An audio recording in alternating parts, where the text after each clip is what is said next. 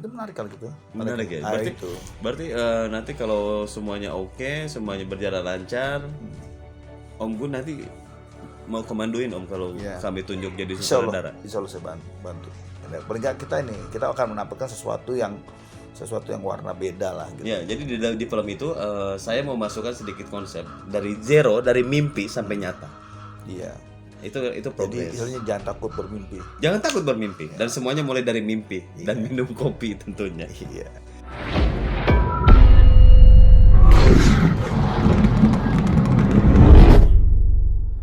Nah, Om Gun, kita ngobrol nih, udah lama nggak ngobrol Om Gun. Gimana? Sembuh? Sehat?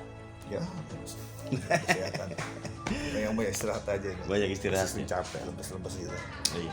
Nah sekarang ini nih, kemarin saya bikin film dokumenter Di Balik Mimpi Mas Towi. Itu true story sebetulnya. Dan hari ini masih progres beberapa programnya. Saya meminta pendapat Om Gun sebagai senior lah, sutradara dan filmmaker nih. Apa nih yang Om setelah tangkap nih dari film dokumenter Di Balik Mimpi Mas Towi ini? Ya menarik ya. Mungkin kalau teman-teman lain kan idenya justru di kota, di pulau daerah wisata, tapi ini menarik itu sebuah tempat yang dimana dia terluar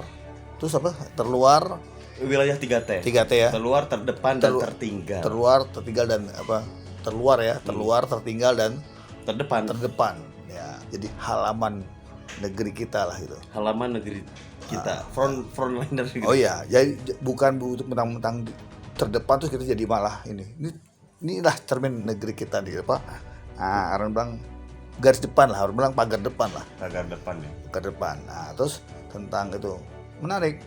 Ini kan kisah seorang petani yang membangun tuh. Ya selama ini kan tema-tema yang untuk aku tema yang langka ya. Mungkin malah aku bilang belum melihat ya ada tokoh itu petani gitu. Dan petani, Mas Towi sendiri itu sosok asli, dia kepala desa hari ini, kepala desa Sungai Anak Kamal. Dulu itu petani juga petani yang di hutan, bukan petani yang sudah lahan bisa. Jadi kan dia bagaimana mereka membuka lahan. Nah, ini dia. Itu yang paling penting, buka lahan. Dari situ pasti tentu kan nanti di film itu juga ada kearifan lokal yang ada di situ. Ada juga bagaimana interaksi masyarakat sekitar situ gitu. Itu menarik lah. Jadi itu bisa ini film budaya. Sebetulnya budaya kearifan lokal dan pertanian. Iya, menarik gitu. Ya di sisi itu bagaimana paling tidak gini, film ini memberi inspirasi kepada anak-anak muda bahwa hari gini masih ada orang ngomongin petani gitu. Padahal petani itu kita lahannya luar biasa banyak ya, tapi kan sedikit orang yang bicara sedikit lah. Mana ada orang saya cerita jadi petani itu nggak ada lah. Ada mungkin sedikit orang lah, tapi ya dengan menonton film ini mungkin dia malah tertarik bahwa sebenarnya banyak lahan-lahan yang bisa dikerjakan gitu. Ya, kebetulan kami ke sana tuh kan atas nama PT Tani yang juga dari Krongun juga nih. Kita lebih menilai dan mengkafling pikiran kita, mengkotakkan pikiran kita terhadap investasi. Bagaimana yang kita bisa bantu terhadap petani di sana. Dan itulah kenapa film dokumenter Di Balik Mimpi Mas Towi itu, karena dari tahun berapa lupa saya, dia sempat cerita, saya lupa nih. Yang jelas Pak Mas Towi dan Pak Muhammad Darwis itu dia sempat naik ke pohon beberapa tahun yang lalu sebelum dia jadi kepala desa.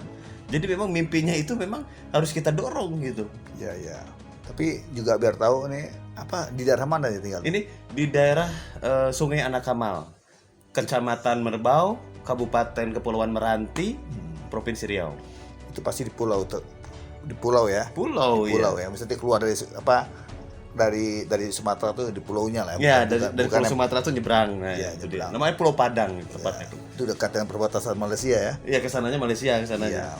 Kira-kira Om, kalau diangkat ke layar lebar atau ke basis Netflix, flick lah, maaf saya sebutin, itu kira-kira apa yang harus dirubah? Apakah akan memang merubah konten atau bagaimana? Kalau melihat dari sisi dokumenternya, kan harus film jadi kan yang di. Iya, karena nih kita kan kalau kita jadiin komersil ya. Jadi komersil kan belum cerita yang panjang ya. Jadi bukan sekedar dokumentasi, tapi mungkin Dia lebih kepada doku drama. Mungkin Doku drama bisa. ini berangkat dari cerita asli ini, terus hanya mungkin Elhan bisa menambah lagi peristiwa-peristiwa yang ada sekitar situ yang menarik, yang membuat yang saling berhubungan dengan cerita itu gitu. Misalnya mungkin si Mas Femi gimana keadaan keluarganya, apakah impiannya didukung sama lingkungannya, bagaimana apa tingkat kesulitannya dia mewujudkan impiannya, hambatannya apa, terus peluangnya apa dia bisa ke situ. Itu kan juga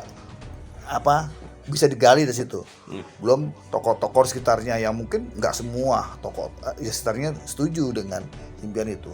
Malah mungkin banyak yang nggak suka yang kondisi. Nah itu nanti di dalam film itu saya masukkan beberapa program edukasi dan sosialisasi bagus. terhadap program yang akan dijalankan di sana. Bagus itu ya gitu. Paling nggak kan mereka sekarang udah teknologi udah mau canggih ya. Jadi sesuatu tuh bukan lagi dulu kan orang kalau di hutan tuh kayak terpencil kayak nggak ada apa-apa. Sekarang teknologi udah bisa dibuka kan. Iya, wifi sudah ada di sana kan. Apalagi nggak bisa setiap jadi istilahnya setiap saat bisa kita lihat dari perkembangan itu gitu kan. Nggak bisa apa dulu kan kalau kita di hutan selesai lah gitu. Nggak tahu apa kayak istilahnya di dalam goa yang nggak ada berujung lah. Sekarang udah enak kan di hutan juga gitu. Mungkin ya paling karena ini hutan yang masih baru, persoalan kesana kan masih misalnya transportasinya masih kurang lah pasti kurang saya. Setelah akomodasi akan sulit. Kalau kesana mungkin tempat penginapan juga mungkin sulit kita nyarinya masih. Kita nginep di rumahnya Pak Sekdes. Iya paling begitulah. Nah satu pertanyaan terakhir Om.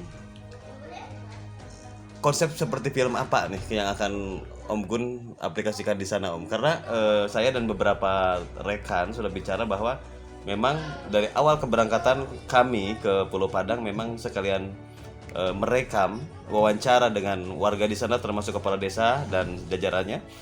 Apa yang bisa kita jual dari pulau itu? Intinya kita datang ke pulau itu untuk membantu, mensupport. Nah, sekarang kalau film dibuat di Pulau Padang pun, saya yakin ini akan lebih membantu promosi karena banyak makanan-makanan UMKM ya yang dihasilkan dari Pulau Padang. Nah, gimana? Apa nih konsepnya? Sedikit aja, sinopsis atau apapun itu sedikit buat closing statement silakan. Ya gini aja, pokok berangkat dari cerita itu ada, tapi kan karena ini kita packaging lah jadi sebuah jualan ya, pasti ya waktu ada konfliknya, ada ya macam-macam. Waktu kita ramu lagi lah. Di situ ada unsur budayanya muncul, bagaimana tentang kearifan lokalnya sekitar situ, bagaimana yang ketika penonton itu mau ada apa sih, di mana sih, kayak apa sih gitu. Nah itu, jadi kepo, bikinlah penonton jadi kepo. Kalau sedar kamu tampilkan yang biasa ya, nggak usah lah jauh-jauh ke sana. Yang mungkin yang tidak ada di sekitar kita di Jakarta itu sana ada gitu. Jadi sesuatu yang tidak menawarkan sesuatu yang apa ya, yang unik lah gitu. Tadi malah justru orang di mana ya? Oh di sana. Wah aku pengen lihat tuh pulaunya. Aku pengen lihat tuh apa asik juga ya. Nah, membuat orang yang datang yang melihat tuh penasaran di mana gitu. Ya tentu dengan alam yang eksotik itu ya. Dengan bagaimana mereka aku lihat bagaimana mereka naik kalau naik motor aja harus lewat papan gitu. Itu kan nggak semua orang bisa gitu. Dan kalau aku bayangin kalau tuh hujan kayak apa? Hujan becek. Licin. Kalau hujan besar. Terus di situ kalau pas ada apa? Terus yang pasti yang paling sulit itu masalah air. Pasti masalah air deh. Air untuk kehidupan sulit juga sana. Ya maksudnya air bersih kan sulit ditemukan di daerah gambut gitu. Airnya merah di sana. Iya makanya. Ya itu aja. Tapi bagaimana ya pergilah dan juga mungkin Elhan bisa meramu yang lebih baik lah. Bagaimana tidak penonton merasakan ada suatu alam yang eksotik dengan kehidupan yang macam itu gitu, dengan gagasan-gagasan yang nggak umum lah gitu ya. Bagaimana seorang di zaman sekarang masih ngomongin tentang pertanian di tengah hutan, membangun ya membangun kawasan terpadu. Iya, mewujudkan impiannya gitu. Bagaimana caranya seorang Mas Towi, aduh mohon maaf nih Pak Kepala Desa. Iya kan. Pak Kades ini memang. Aku rasa menarik kali gitu. Jadi nggak usah Pak. Ya kita berangkat yang ada di situ aja udah menarik untuk aku.